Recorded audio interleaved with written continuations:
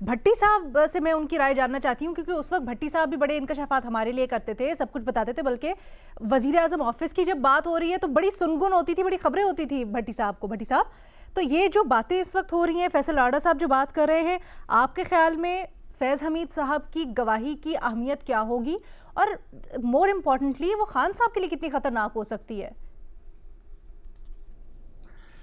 Madam Sheikh, general फैज़ हमीद भी सोचते होंगे कि ये कैसी तोता चश्म सियासत है, ये कैसे एहसान फरामोश सियासतदान है। पीटीआई इजहार लातल्की कर रही है कि साडा कोई लेना देना नहीं फैज़ हमीद साहब नाल।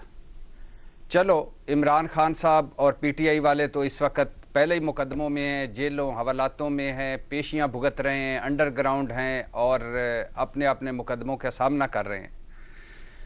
क्या फ़ौज ने तो अपना काम कर दिया, फ़ौज ने तो एक मिसाल कायम कर दी एहतसाब की, फ़ौज ने तो कह दिया कि अपना बड़ा नहीं है कोई, कानून बड़ा होता है। लेकिन क्या ये ट्रायल मुकम्मल हुआ है? ये ट्रायल मुकम्मल है? इसका एक पहलू था फ़ौजी मामला, दूसरा है सिविलियन मामलात। किसी ने तहकीक की है कि नवाज शरीफ साहब क्यों लंदन गए थे, कैसे लंदन गए थे, जेल से उस वक्त मुजरम थे तो वो कैसे पहुंचे थे लंदन। किसी ने तहकीक की है कि आसिफ अली जरदारी साहब क्यों कहा करते थे कि फार्मूला बनाने वाले मुझसे पूछ रहे हैं कोई फार्मूला बनाओ, और मैंने कहा है कि पहले इसकी छुट्टी कराओ, मतलब इमरान खान की छुट्टी कराओ, फिर मैं कोई फार्मूला बना कर दूंगा। तो वो फार्मूला किससे बना रहे थे, कौन था उनके साथ फार्मूला बनाने वाला, और किन से उनकी डिस्कशन हो रही थी। मौलाना साहब ने, किसी ने तहकीक की है कि मौलाना साहब ने किसके साथ दुआए खैर की थी, किसके घर की थी, और फिर कैसे किन गारंटियों पर धरना ख़त्म करके वो चले गए थे। मरियम नवाज साहबा का ट्विटर क्यों खामोश हो गया था, किसी ने पता करवाया है? ख्वाजा आसिफ साहब जो आजकल बहुत बोल रहे हैं, इलेक्शन की रात तो उन्होंने chief election commissioner general Bajwa को फ़ोन कर लिया, वहीं फ़ोन करना उनका बनता था, लेकिन वो हाई कोर्ट से नाअहल हुए और सुप्रीम कोर्ट से अहल हो गए। ये हाई कोर्ट और सुप्रीम कोर्ट के दरमियान कोई तहकीक करेगा?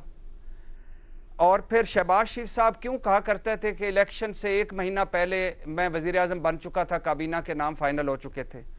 और ख्वाजा आसिफ साहब का बयान ऑन रिकॉर्ड है कि 2019 में इस्टेब्लिशमेंट ने हमसे रब्ता कर लिया था कि पहले पंजाब ले लो फिर वफाक ले लो। अब मुझे बताइए कि कौन सी उस वक्त इस्टेब्लिशमेंट थी और कौन था राब्ताकार, किसी ने पता किया? तो ये क्यों इस मुल्क में होता है कि अयूब खान बुरा है, उससे फ़ायदे लेने वाले, उसकी छतरी तले मौजें लुटने वाले अच्छे हैं। ज़ियाउल हक बुरा है लेकिन उसकी आल औलाद अच्छी है जो उससे फ़ायदे लेती रही, सियासी आल औलाद। परवेज़ मुशर्रफ बुरा है लेकिन उससे मुस्तफ़ीद होने वाले अच्छे हैं। जनरल फैज़ बुरा है लेकिन उससे फ़ायदे लेने वाले सारे अच्छे हैं। तो सोच तो रहे होंगे फैज़ हमीद साहब कि कितने तोता चश्म लोग हैं और कितने ये अजीबो गरीब लोग हैं। और ये सारों के सोचने की बात है कि जब वक्त पड़ता है तो हनीफ अब्बासी साहब कहते हैं कि ख्वाजा आसिफ को तो बोलना ही नहीं चाहिए, ये तो फ़ायदे लेते रहे, उधर चलते रहे, और आज ये बोल रहे हैं, इनका तो बोलना बनता ही नहीं है। तो madam Sheikh, in the line of fire में सिर्फ पीटीआई और इमरान खान क्यों है? In the line of fire में बाकी क्यों नहीं है जो फ़ायदे लेते रहे? जहाँ तक आपके इस बात के ताल्लुक है कि फैसल लाडा साहब ने कहा है कि फैज़ हमीद इमरान खान के खिलाफ गवाही देने जा रहे हैं। चलो, उम्मीद तो की जा सकती है कोई ढंग की गवाही आएगी, वरना 9 मई मुकदमों में ऐसे मज़ का खेज गवाह थे कि एक टेबल दे थल्ले बड़े ऐसी, एक सोफे दे पीछे छुपे ऐसी।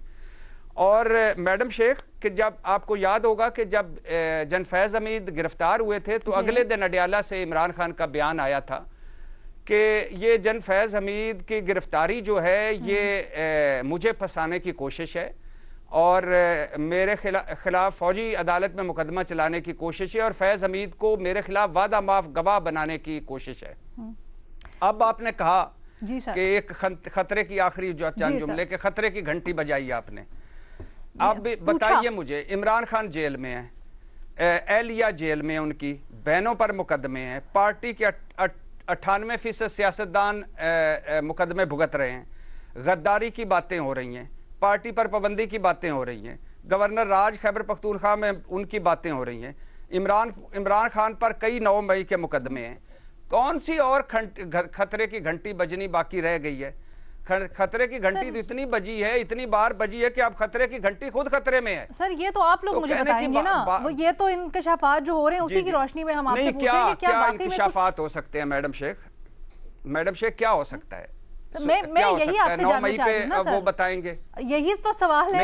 आप हमें बताएं कि वाकई जैसे कहा जा रहा है कि पीटीआई के लिए बड़ा खतरा होगा। जी कौन सा और खतरा होना है पीटीआई के लिए? फैसल वाडा साहब ने कहा है कि 9 मई पर वो गवाही देंगे, और जब वो वजीर आजम थे उस वक्त वो जो किया था वो गवाही देंगे। तो 150-200 मुकदमे 5-10 और सही, क्या फर्क पड़ता है? अच्छा।